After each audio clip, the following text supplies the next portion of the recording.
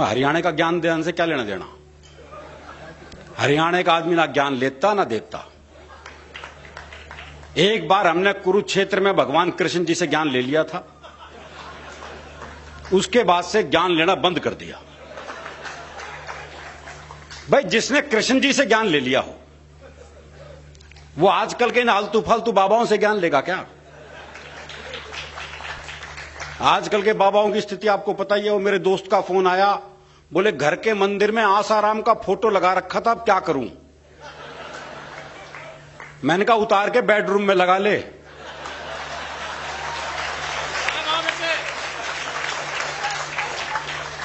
बोले वहां तो पहले से नारायण दत्त तिवारी की लगी हुई है।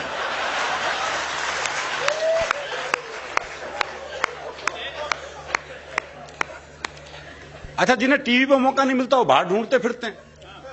वो हरियाणा में एक बाबा जी सुबह से परेशान, कोई मिला ही नहीं जिसे ज्ञान दे सके। सुबह से शाम हो गई तो शाम को देखा एक छोरा हाथ में दिया जलाए आ रहा है। बाबा ने सोचा मिल गया मौका। बोले बेटे तुम्हें पता है ये ज्योति कहां से आती है। बाबा ने सोचा ये जवाब देगा और मैं प्रवचन। लेकिन छोरा हरियाणा का था जी, उसने मारी दिए के फूंक। बोले बाबा ये बताइए ज्योति गई कहां।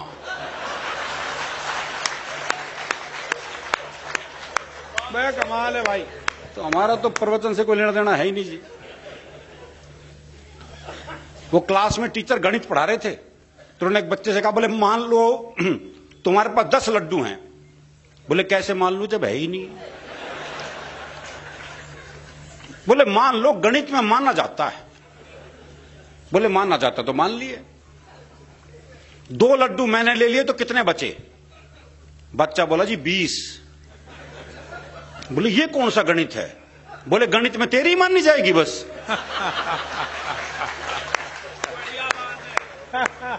हमारी भी मान ले भाई। हरियाणा में तो प्रेम ब्याह के बाद होता है ना जी। भाई ब्याह से पहले प्यार कर ले तो हम तो पेड़ पे ही लटके मिलते हैं। हमारे यहां प्रेम सबसे मुश्किल काम है। वो एक लड़के ने एक लड़की से कहा, बोले मैं तेरे से ब्याह करना चाहता हूं। तो लड़की बोली पुराना तरीका है, किसी नए ढंग से प्रपोज कर। तो लड़का बोला ऐसा है, तू मेरे छोरे से अपनी चिता में आग लगवाना पसंद करेगी।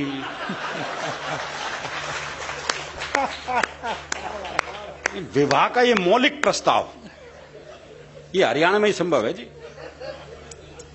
तो हमारा तो प्रेम बिल्कुल अलग है जी। वो मेरा एक दोस्त मिला, उसके दोनों होठ बुरी तरह जले हुए। मैंने कहा होठ कैसे जल गए। बोले पत्नी मायके जा रही थी, स्टेशन छोड़ने गया था, मारे खुशी के इंजन चूम लिया। वो मेरे एक दोस्त है प्रहलाद जी, उनकी पत्नी का अपहरण हो गया। तो अपहरणकर्ता ने पत्नी की उंगली काट के साथ में चिट्ठी भेज दी।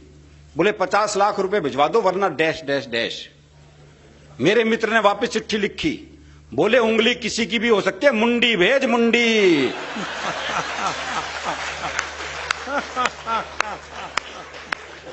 ऐसी उंगलियों के बहकावे में भी नहीं आते जी। तो हमारा प्रेम बिल्कुल अलग है। वो एक ने अपने दोस्त को फोन किया, बोले शिमला जा रहा हूं, पत्नी को साथ लेके जा रहा हूं, सोच रहा हूं जाते हुए से किसी खाई में धक्का दे दूं। तो दोस्त बोला यार मेरी वाली भी ले जा। बोले ले तो जाऊंगा, अगर बुरा नहीं माने तो उसे वापसी में धक्का दे दूं।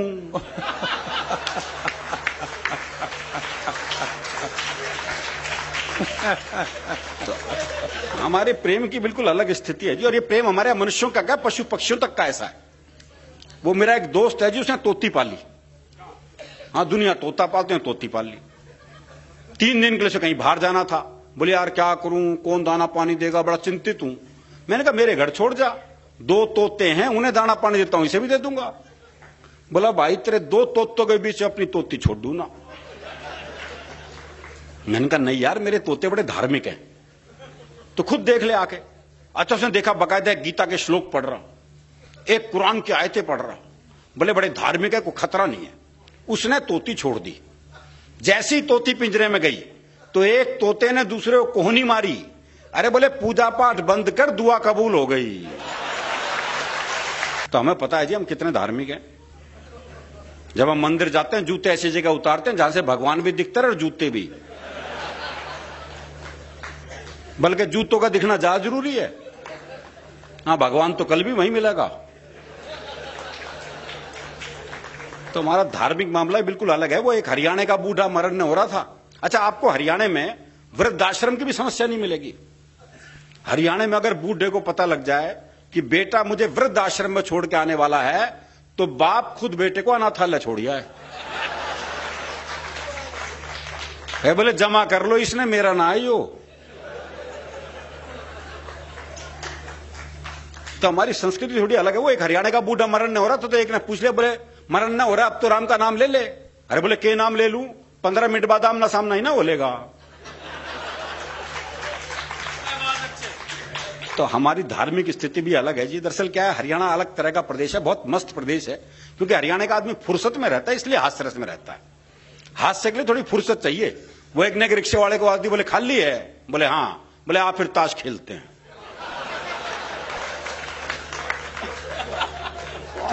इतनी फुर्सत जरूरी है जी। वो एक ने रिक्शे वाले से कहा, बोले स्टेशन चलेगा? बोले हाँ। बोले कितने पैसे? बोले 25 रुपए। बोले ये तो रहा स्टेशन। अच्छा, मैं पैसे कम कराने होते हैं, जगह को पास बुला लेते हैं। बोले ये तो रहा स्टेशन। रिक्शे वाला बोला हाथ नीचे कर ले वरना रेल के नीचे आ जाएगा।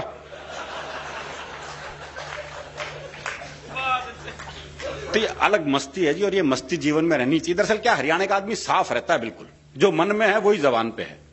वो प्रदीप जी, एक का मुकदमा चल रहा था, तो एक ताई गवाही के लिए आई। अच्छा, दोनों वकील उसी के गांव के। तो एक ने पूछ लिया, बोले ताई मुझे जाना है? अरे खूब जानू हूं, गुलाब सिंह का छोरा है तू, 1 नंबर का झूठा, तेरी लुगाई तक तुझे छोड़ के चली गई थी। बेचारा वो सख्ते में आ गया। उसने दूसरे वकील की तरफ इशारा कर दिया, बोले इसे जाना ताई? खूब जानू हूं, करनैल काणे का छोरा है यो, 1 नंबर का याश, तेरी लुगाई से भी इसका चक्कर था। अब साहब जज ने कोर्ट स्थगित करी, अपने चैम्बर में गया, दोनों वकील बुलाए, बोले खबरदार ताई से मेरे बारे में कुछ पूछ लिया तो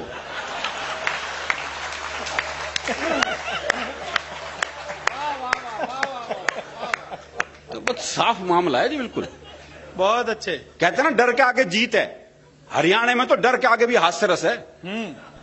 वो एक चौधरी सुनसान जंगल से जा रहा था, सामने से 25-30 साल की एक महिला, सफेद साड़ी पहने, बाल बिखराए, हाथ में दीप जलाए, कहीं दीप जले कहीं दिल टाइप गाना गाती आ रही थी। पास आके बोली मैं चुड़ैल हूं। तो चौधरी बोला फिर चिपटती क्यों ना?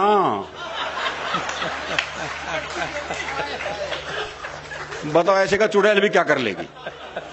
कुछ नहीं कर सकती। दरअसल क्या, ये मस्ती जीवन में रहनी चाहिए। कहते हैं जी हरियाणा का आदमी उल्टे जवाब देता है। जवाब उल्टे नहीं देता, लोग सवाल उल्टे करते हैं। ये जितने पुरुष बैठे हैं, महीने में एक बार ये सवाल सुनते ही होंगे, लेकिन ये जवाब हरियाणा का आदमी दे सकता है जी। वो नाई की दुकान पे बाल कटवाने के लिए पहुंचा, तो नाई ने एक सामान्य सा सवाल कर दिया, बोले बाल छोटे करने हैं? बोले बढ़ा भी सके है। बहुत ही बढ़िया। सोचने वाली बात हो, कम तेरे बस की नहीं, वो पूछ क्यों रहा तू? बहुत अच्छे। अभी जब कल घर से चले तो मैंने पत्नी से कहा, मैंने कहा 1 गिलास पानी पिला दे। बोले प्यास लग रही है। मैंने कहा ना, गला चेक करूंगा, लीक तो नहीं कर रहा।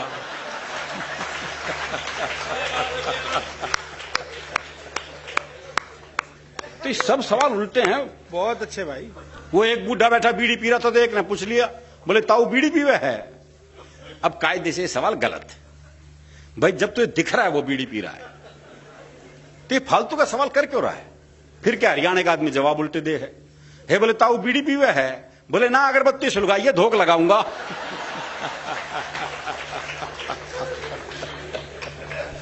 वो एक चौधरी कुत्ते को घुमा रहा था, तो एक ने पूछा, बोले चौधरी कुत्ते ने घुमावा है? बोले ना, ऊंट है, कद छोटा रह गया इसका।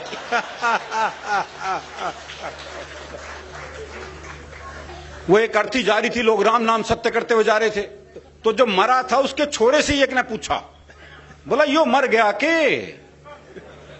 अजीब सवाल है जी। पर आपने देखा कि लोग ये सवाल पूछते हैं।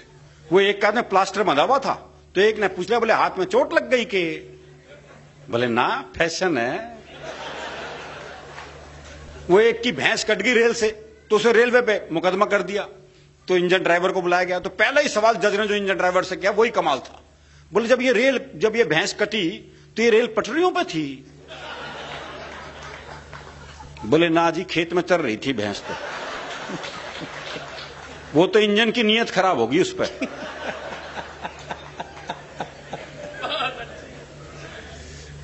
तो जो मरा था उसके छोरे से एक ने पूछा, बोला यो मर गया के? बोले ना, बाजार घुमाने ले जा रहे हैं इसने। बोले बाजार घुमाने ले जा रहे हैं इसने, शाम को घर छोड़ देंगे। और तू कहे तो तेरे घर छोड़ दें।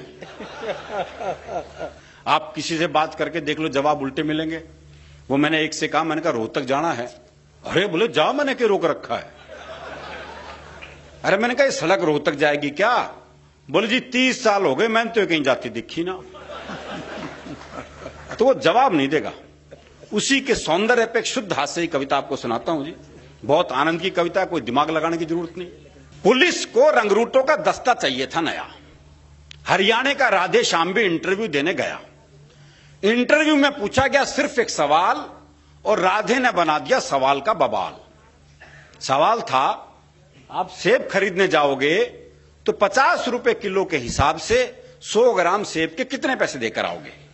यह आसान सा सवाल था जी, लेकिन इस आसान से सवाल को हरियाणा का आदमी कैसे बवाल बना सकता है, बस यही इस कविता का सौंदर्य है। बहुत अच्छे भाई। आप सेब खरीदने जाओगे तो 50 रुपए किलो के हिसाब से 100 ग्राम सेब के कितने पैसे देकर आओगे? राधे बोला, अगर मैंने 100 ग्राम सेब के भी पैसे दिए हैं तो पुलिस में भर्ती हो रहा हूं क्या इस्तेसी कराने के लिए? साहब को जवाब में मजा आया, उन्होंने सवाल को आगे बढ़ाया। अच्छा, मैं खरीदने जाऊं तो मुझे कितने के मिलेंगे? राधे बोला, आवाज करो, पूरी पेटी आपके घर भिजवा देंगे। अच्छा, तुम्हारी पत्नी तो पुलिस में नहीं है ना, वो जाएगी तो 100 ग्राम सेब के कितने पैसे देकर आएगी? राधे बोला, साहब मैं अपनी पत्नी को आपसे ज्यादा जानता हूं, उसे खरीदारी का है बहुत चाव, पर उसे 100 ग्राम खरीदने होंगे तो 100 ग्राम का ही पूछेगी भाव।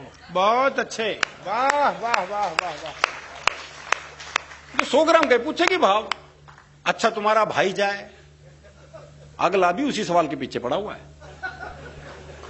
ये नहीं कि भी वो जवाब नहीं दे रहा तो सवाल बदल दे, पर दिक्कत ये वो भी हरियाणा का। अच्छा, तुम्हारा भाई जाए जी, भाई को तो मैंने कई बार बाजार जाते देखा है, पर वो तो कहीं पौवा तो कभी गुटखा लाता है।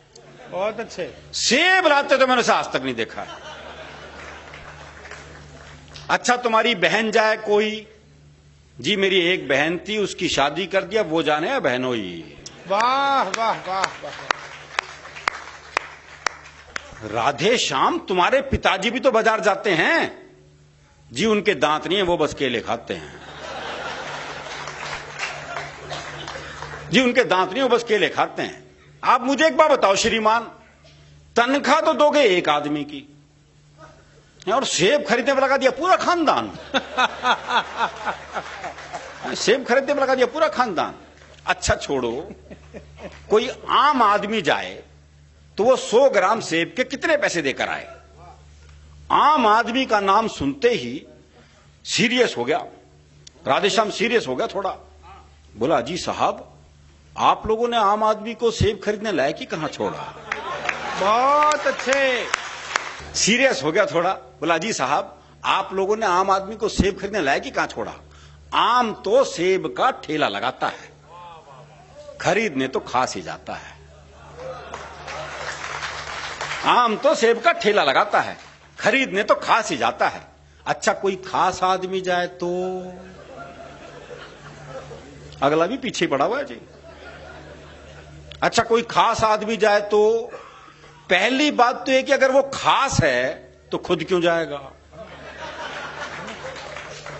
कि अपना नौकर भेजेगा, और आपके कहने से चला भी जाएगा तो क्या सिर्फ 100 ग्राम खरीद के लाएगा? चलो, आपकी अंतिम इच्छा पूरी करने के लिए 100 ग्राम खरीद भी लाए तो इसका हिसाब आप मुझसे क्यों लेते हैं? हिसाब बताएंगे उसके सीए जिन्हें वो तनख्वाह देते हैं। चलो इस सवाल को यहीं छोड़ते हैं, इंटरव्यू का रुख अब दूसरी तरफ मोड़ते हैं। देखो साहब, ये तो है सरासर फरेब। दूसरा सवाल बाद में आएगा, पहले आएंगे 100 ग्राम सेब। वाह वाह वाह वाह। पहले आएंगे 100 ग्राम सेब। तुम्हारा कोई दोस्त है राधेश्याम? हाँ जी है, सीताराम। वो सेब खाता है? हाँ, कोई खिलाए तो खा जाता है। साहब, आपने भी इस सवाल को खूब खींचा है। लगता आपका कोई सेब का बगीचा है। कुछ भी हो पर अब अपना जवाब ले लो। जवाब पे आ गया जी। कुछ भी हो पर अब अपना जवाब ले लो। सीताराम फल वाले को 5 रुपए देगा और कहेगा इतने के सेब दे दो। पर इतने के कितने? अब ये सेब वाले की मर्जी, वो दे दे जितने। राधे श्याम, तुमने तो जरा सी बात का बना दिया बवाल। राधे बोला, साहब मुझे तो शुरू से पसंद नहीं है सवाल। मुझे तो शुरू से ही पसंद नहीं है सवाल। मेरे विचार में आज संसार में जितनी भी गड़बड़ है, असल में सेब ही उसकी जड़ है। अगर उस दिन आदम और हव्वा वो एक सेब नहीं खाते तो ना मैं आता ना आप यहां आते। बहुत अच्छे, वाह वाह वाह वाह वाह भाई, बहुत ही अच्छे, बहुत अच्छे। तो ना मैं आता ना आप यहां आते। ना 100 ग्राम होता, ना 500 ग्राम, ना आप साहब होते, ना मैं राधेश्याम। देखो, दुनिया में 5 ही सेब प्रसिद्ध हुए हैं बस। एक जो एडम और ईव ने खाया, जिसका परिणाम हम देख ही रहे हैं। एक वो जो न्यूटन के ऊपर गिरा। बच्चे सोचते उधर नारियल के पेड़ के नीचे क्यों नहीं बैठा था। तीसरा एप्पल, वो स्टीव जॉब्स वाला एप्पल लोकप्रिय हुआ। चौथा सेब अभी अभी आसाराम और नारायण साईं ने लोकप्रिय किया है। और 5वां सेब है मेरा। बहुत अच्छे। कहते जी एक सेब खाओ तो आदमी डॉक्टर से दूर रहता है, आदमी में ऊर्जा रहती है, आदमी में ऊर्जा रहती है तो आदमी पैसा कमाता है, पैसा कमाता है तो शादी होती है, शादी होती है तो बच्चे होते हैं, बच्चे होते तो टेंशन होती है, टेंशन होती है तो बीमारी होती है। लो और खा लो सेब। इंटरव्यू का ये हुआ परिणाम कि आजकल राधे श्याम सब्जी मंडी में डंडा फटकारते हैं, खुद तो भरपेट खाते हैं और साहब के लिए 100 ग्राम भिजवाते हैं और साहब के लिए 100 ग्राम।